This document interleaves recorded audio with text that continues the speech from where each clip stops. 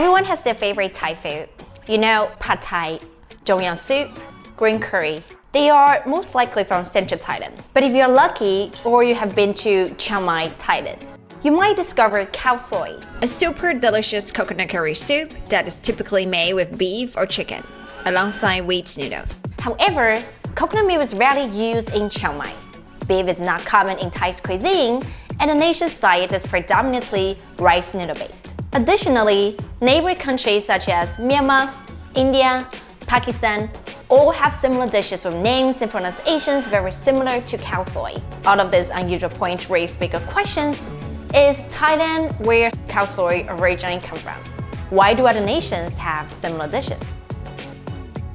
The origin of Khao Soi is mysterious. But one thing we're certain of is that it has to do with these guys. Thai people call them Ching Ho, a Muslim group originally from Yunnan, a province of China. During Genghis Khan's dynasty, a large number of Muslim troops and civilians from Central Asia were brought in and stationed in Yunnan. They are direct descendants of Silk Road travelers, either artisans or officials. Perhaps nomadic life and trading were etched in their genes. They began trading goods through long-distance, trans-border caravan trade among China, Myanmar, Thailand, and Laos. It is believed that the earliest version of Khao Soi was brought in by Ching Ho. So what is Khao Soi? To answer these questions, let's break down the name. Khao means rice, and Soi means slice or cuts. The dish was originally made with a unique rice noodle known as baba soi.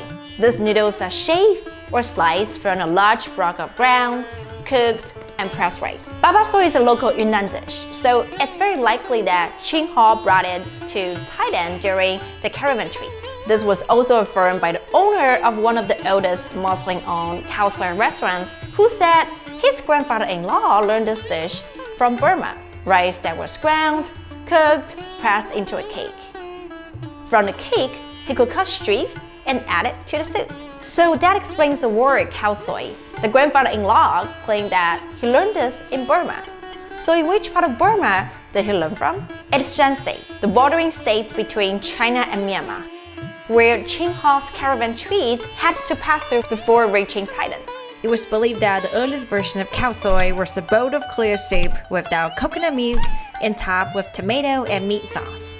And Baba Soi was renamed to Khao Soi by Shan people, since the early version of Khao Soi was so different from the current version we have today. How and when did coconut milk, curry spices, and wheat noodles come into play to define the Khao Soi we know today?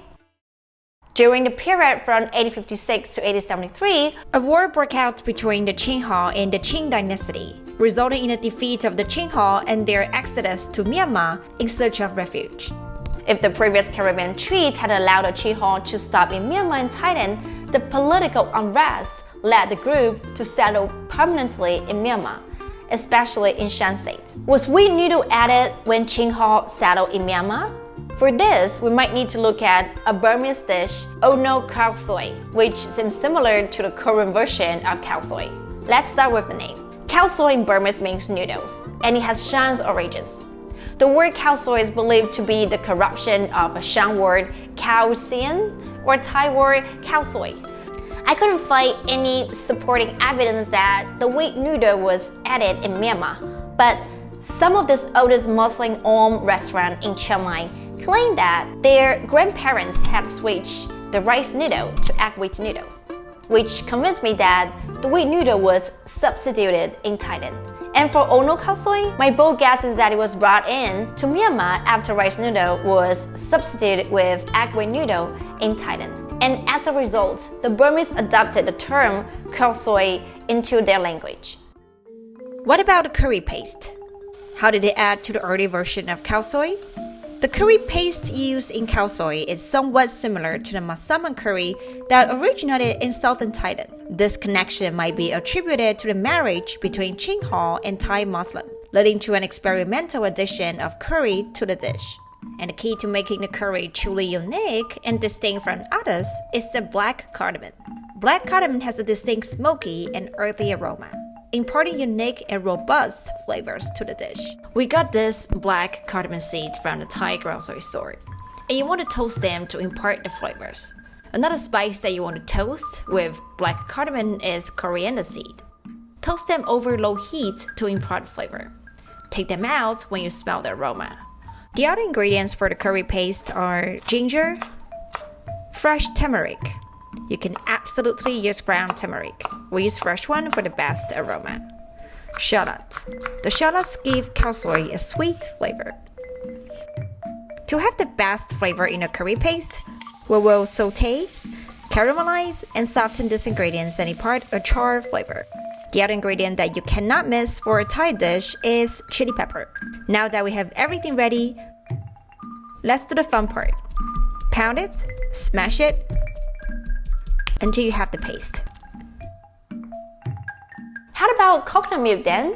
We know that in Burmese, Ohn No means coconut milk. Could the coconut milk have been added to dish while it was in Myanmar and brought into Thailand? Unfortunately, I couldn't find any evidence to support this. But one thing I want to point out about Ohn No Khao Swe is it gives me an impression that this is an anomaly in Burmese cuisine.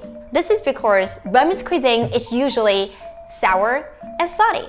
But Ohn No Khao Swe doesn't taste sour and salty at all. Plus, most Burmese cuisine doesn't use coconut milk. They specifically call out the use of coconut milk in its name, which indicates that it's not a usual ingredient in their regular dish. If the idea of adding coconut milk doesn't come from Burmese, how was it added to khao soi? Although coconut milk is rare to see in northern Thailand, it's pretty common to use in central Thailand and is often added in Thai curry. The oldest khao soi restaurant also claimed that the original owner has added coconut milk to please the patrons from central Thailand. The coconut milk surely has added a smooth and creamy texture to this dish. To have the flavor is simple. First, you want to add a bit of coconut milk to impart the flavor. Then saute the curry paste. Once the coconut milk dries up and you smell the fragrance, chicken in. It is highly recommended to have bone-in skin on chicken in this dish. When the bones are simmered in the soup, collagen breaks down and gives the broth a smooth and hearty texture. Once the chicken is fully coated with the curry sauce, add in the rest of coconut milk and the water to cover the chicken. The amount of water depends on how thick and creamy you want for your noodle soup. This is ultimately a soup, so you don't want it to be too thick and dense. Add some palm sugar, a bit of soy sauce, and fish sauce. Then bring it to boil and simmer it for 40 minutes until the chicken is easily pulled apart. While waiting, let's boil the egg noodles. Chop up some limes for garnish. After 40 minutes, and when the kitchen is full of a beautiful aroma, you know the dish is ready. In one bowl, you will savor those beautiful flavors that define Thai food. Coconut sweetness, the spices kick, the beautiful garnish, the tartness from the squeeze of lime juice. If you try this dish in a restaurant, you will find the fried noodles on top and garnish with sour pickled mustard green. I opted them out because we would like our homemade khao soi to be more healthier. Instead, we garnish the dish with fresh cilantro. Back to our first question, is khao soi origin from Thailand? My answer is yes. The current evidence supports that coconut milk, curry, and egg white noodle that defines this dish were the idea of Thai people. And they might have inspired Burmese people to add coconut milk to the early version of khao soi, which later defined Ohn No Khao Swe. Both of them were inspired and influenced by the Yunnan Muslim Ching Ho, but later developed it separately. We hope you enjoyed the dish.